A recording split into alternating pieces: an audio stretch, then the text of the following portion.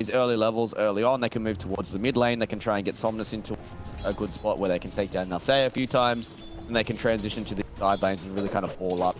About like, you know, one concern that I have here for PSG.LGD, but I think their lane okay mostly.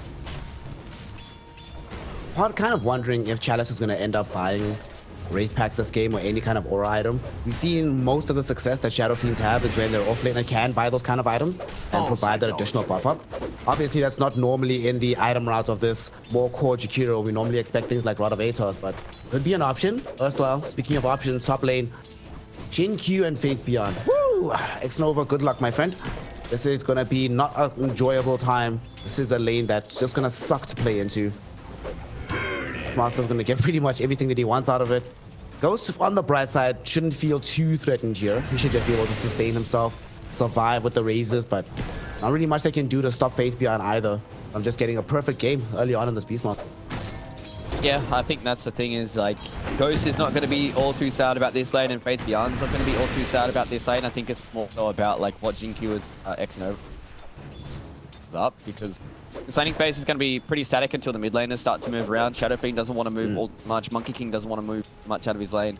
When you have this Jakiro hero as well here for Chalice, it's either you start to dominate the lane and you just want that lane, take that power early, or you start to make rotations if you haven't really been to have that success. So really going to be on these mid laners, nothing to say, as well as Somnus to see makes that first rotation with the first power rune, be able to set the tempo for their team.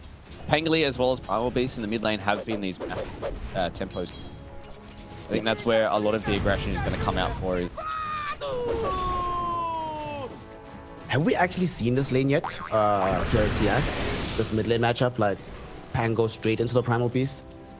I think we would have had to have seen it. We haven't seen it specifically, but I feel like that we've seen a lot of Pangliers, we've seen a lot of Primal Beasts, that it probably has been one of these matchups that we would have seen at least once or twice in TI. And I think Primal Beast definitely comes out on top of this lane. You obviously have the swashbuckle to get away from the trample. Do what Nothing to Say is doing, right? Like, every time that he comes into these fights, he knows that the swashbuckle's on cooldown. He just gets the uproar going and he punches down on Somnus. The reason why Primal Beast has been such a strong in that mid lane, because he can just do this to so many different heroes, and if you have no way of getting away from the trample, he's gonna kill you. And if you have to get away from the trample, then you misuse it. You have to use it to survive rather than getting... It's a little bit of... So you're gonna try and exert some more of this influence in this mid lane MTS. Top doing the same, the rest of the crew here. Very, very nice and slow early game. Yesterday we had some bombastic beginnings to some of these series, but today it's the realization of what's on the line. You were mentioning it earlier at the top of the show that today is a day where you can actually go top of the group and more or less confirm your place into the upper bracket. So this is not the time for mistakes anymore. Both of these squads have a lot of experience. A lot of these players have a lot of experience with championship level games and know how to pace themselves, not burn out too early. Down bottom, you do see that AME has finished off the full over corrosion, so he's going to keep farming, keep doing his thing. Completely unconcerned with putting any harass onto Chalice. He's like, in a sense, that's on you, fam. I'll just throw in a Boundless Strike every now and then for a token effort, but anything else, you got to decide to do it. Yeah, that's why I think this lane is starting to get a little bit hard here for Chalice. Oh no, speaking of... Do they get the body blocks? Chalice. The body blocks don't connect, and AME had already committed the Boundless Strike, has no points into the Primal Spring, so it cannot keep the chase going onto Chalice. Chalice is like, alright, cool. We'll have to ferry in some regen, bringing in a mango itself. But he'll be okay. He'll be fine. He'll be fine. Yeah. Well, I say that, but Boundless Strike is up again in 6 seconds. Innocence is a bit too far away, but AME could still try potentially threaten Chalice here. It's only the level 1 though, so kind of difficult to do. Yeah, he's already expended it, so Chalice is fine. Yeah, he knows that if he tries to... Karka's going to have the fight Carapace as well as the Impale, and you can see now they're just putting the pressure back here onto AME. This is where it starts getting a little bit funky for both these two laners, is the fact that AME also has kill threat on Chalice, but Chalice also has kill threat back onto AME. So step in this lane, that's when it's going to start to explode. You know, sitting right now 25-7 on AME, 17-6 for Chalice, so he's not having to look for a kill onto Innocence. Under attack. Nothing you can do about that one. This is so unfortunate. He picks up the Arcane Rune after that kill. Would have been nice before the Rolling Thunder so he could quickly try and connect down bottom, but he's still going to make that rotation. Beyond has brought down the tower in the top lane. Chalice and bottom is in danger. Brought down by AME, who just solo kills him. AME took a lot of damage from the Morty's kisser, so needs to be careful here. Somnus shows up with the swashbuckle. Shield crash will be out. And X-Nova. Primal Beast. You know what's nothing to say He hunts here. it right now. They really wanted it, but now they're going to go to Shin-Q instead for the somewhat easier kill. They'll allow this to happen. The Chen all heal will come out. It goes into the Shadow Realm to buy time. Rolling Thunder is in from Somnus. They haven't been able to bring down Shin-Q just yet. The final kiss from Morty will do so, but here comes nothing to say. Looking for revenge. Onslaught all across into this lane, tramples him down, and with the Pulverize, they should kill the Snapfire. At the same time, Primal Roar did come out onto Kaka. Not enough to kill him just yet. North of the fight, AME actually brings down Chalice all alone. Now he wants to engage into these heroes that are starting to fall lower and lower. Onslaught connects onto Kaka, and then AME is enabled to get himself a double kill. Somnus is scouted, but he does have... yeah, RNG right now, they're definitely behind the 8 ball, and I think it's going to have to be big heroics coming in from Ghost, and Somnus can definitely carry. So he's got his diffuser blade up now. They're looking for nothing to say. The heroics might come from Kaka here, who finds the scouting, but NTS unfortunately has BKB turning around, trampling down Somnus. The Pulverize is going to be out as well, and Somnus dead to rights. He's already gone.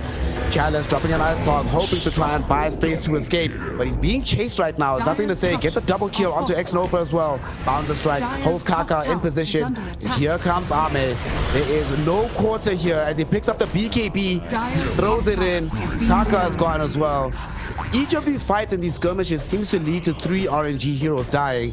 As well, hoping that he can try and get out. His Swashbuckle was just off cooldown as he gets pulverized as well. You can see they come in straight away. They do about half damage to him. Oh, it's another fight already. Oh, wow. Another fight already. This time around, Somnus will commit the full Rolling Thunder. Primal Roar will hold him in position. There's the fear with the Requiem. The combo finally coming good. But NTS, he's still not dead. He gets to the far edge of the fight. Uproar keeping him up as AME drops down the Wukong's command, and they're able to completely decimate RNG. They've already lost Chalice and X-Nova. Somnus might be next. Swashbuckle to the high ground, but AME read the movement, was ready with the Primal Spring. Prepared for the Swashbuckle, prepared to kill him, and the Pango goes down yet again. RNG, they just need to try and wait until the next couple of item timings. They're getting close to a few now, but until then it's going to be hard to win these fights. The fight is starting again though. This time around they are able to kill Nothing to Say by bursting it down with all their magic damage. Chalice though will suffer for this almost immediately, and so will X-Nova, who dies almost solo to the Beastmaster. But now AME is out of his BKB. He's going to end up losing his first life. They have access to the Chen nearby, but no all heal, no mech. So if they can catch him out and kill him, AME will be in danger. But RNG not feeling their strength anymore. They want to back off. Somnus misses the swashbuckle. Oh my God. Huge Boundless Strike into the Terrorize coming in from LGD. What's the opposite? They burst down Somnus as LGD smoke up now. Yet again looking for a target, but they lack vision on this map. It's very difficult to know where to go. X-Nova comes across some of these creeps from the Beastmaster. Kaka gets scouted. Oh, Kaka's gonna get brought down. He's still alive, actually gets forced off onto the Fire Snap Cookie, but unfortunately the jump in from the Primal Spring will be able to bring him down eventually. They've already committed the Terrorize in the Bedlam. Here comes AME inside the Wukong's command. Somnus goes in with the Rolling Thunder, gets himself out of the Wukong's. Requiem was pretty good from Ghost, but unfortunately now BKB popped by AME. They've chased down and killed Chalice already.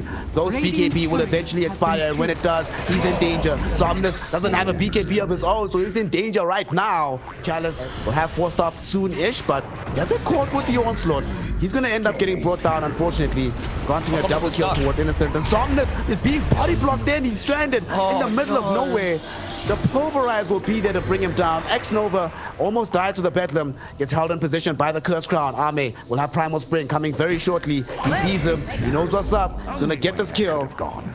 And this time it's not going to be 3, it is 4. It's going to be over just yet. They're still going to have one more fight in them, but getting that Aegis and, oh man, Somnus getting body blocked by those creeps. That feels really bad. He was 1 second away from getting the Swashbuckle off again. Then Nothing to Say just came with the Pulverize. This is the last fight. Small little Ravage coming in from Kaka here as he catches the 2 most important heroes with the Impale. Unfortunately, they can't keep the lockdown going. Kaka already gone, and they hold Somnus in position, right-click him down. He's able to roll to safety for a second, but Faith Beyond throws in access to deny him the escape. Ghost now is the one that's in danger. Kaka goes again with a pretty great Impale. but Ghost loses his first life, so there will be no Aegis available for him. Terrorize goes in, catches X-Nova, sends him back, but he can still throw the Morty's kisses. Oh my god, the damage inside the Wukong's command onto Ghost. Way too much from AME. And although they rain down the kisses, the game is already over. RNG have called GG, granting the victory to the best team in China. PSG.LGD take the initial dub here, Fluke. It looks like RNG's hope